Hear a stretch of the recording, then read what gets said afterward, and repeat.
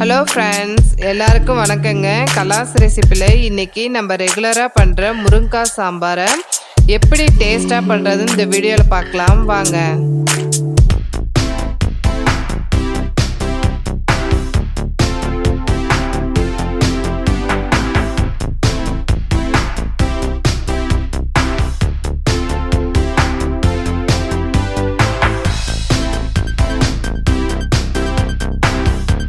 குக்கரில் 3 குழிக்கரண்டி துவரம்பருப்பு சேர்த்துக்கோங்க. இது 150 கிராம். இது 5 பேருக்கு தாராளமாக வரும். 1/4 டீஸ்பூன் மஞ்சள், 5 பல்லு பூண்டு, கொஞ்சம் கருவேப்பிலை, பருப்பு நல்லா வேகணுங்கிறதுக்காக 1 டீஸ்பூன் விளக்கெண்ணெய். பருப்பு நல்லா மூழ்கிற வரைக்கும் தண்ணி சேர்த்துட்டு குக்கர் மூடி போட்டு மீடியம் ஃப்ளேமில் 4 சவுண்டு விட்டு எடுத்துடலாம். இது வேகட்டும்.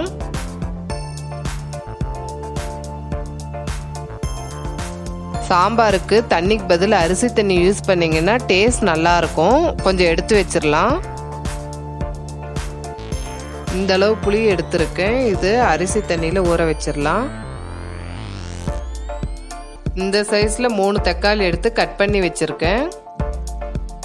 கடாயில் கொஞ்சம் எண்ணெய் சேர்த்துக்கோங்க. 1/4 டீஸ்பூன் கடுகு உளுத்தம்பருப்பு. கடுகு வெடித்த உடனே ஜீரகம் 1/4 டீஸ்பூன்.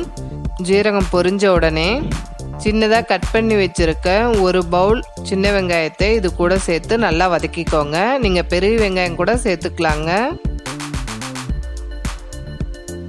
வெங்காயம் வதங்கின உடனே ஸ்லைஸாக கட் பண்ணி வச்சுருக்க தக்காளியை இது கூட சேர்த்துக்கோங்க. இது வதங்கட்டும். எப்பயுமே சாம்பாருக்கு புளியோட தக்காளி அதிகமாக சேர்த்திங்கன்னா நல்லா இருக்குங்க. இது வதங்கட்டும். நம்ம பருப்பு ரெடி பண்ணிடலாம். பாருங்க, பருப்பு வெந்துருச்சு. பாவு பாஜி கரண்டியால் கொஞ்சம் நசுக்கி விட்டுக்கோங்க. பருப்பு இந்த பதத்தில் இருக்கிற மாதிரி பார்த்துக்கோங்க. பருப்பு ரெடி ஆயிடுச்சு. இப்போ தக்காளி வதங்கிச்சான்னு பார்க்கலாம். தக்காளி வதங்கிருச்சு. கட் பண்ணி வச்சிருக்க 1 முருங்கைக்காய், ஸ்லைஸாக கட் பண்ணி வச்சுருக்க 3 கத்திரிக்காய், கொஞ்சம் பெருங்காயம், 1/4 டீஸ்பூன் மஞ்சத்தூள், 3/4 டீஸ்பூன் மிளகாய்த்தூள், 3/4 டீஸ்பூன் சாம்பார் தூள், இதுக்கு தேவையான உப்பு. தண்ணி எதுவும் சேர்க்காதீங்க. காய் பாதி வேகட்டும். இதை அப்படியே மூடி வச்சிடலாம்.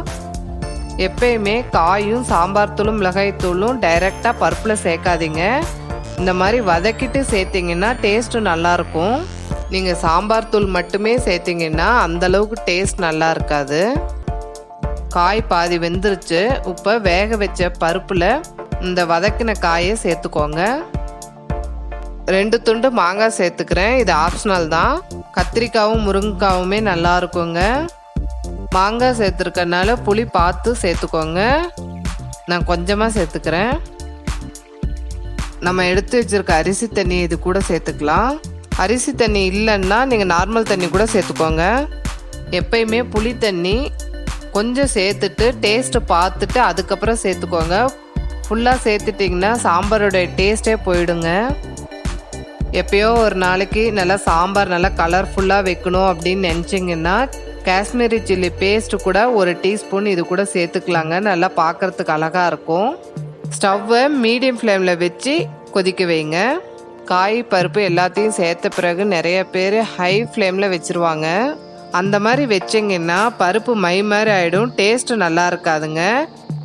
சாம்பார் பார்க்குறதுக்கு எவ்வளோ கலர்ஃபுல்லாக இருக்குது.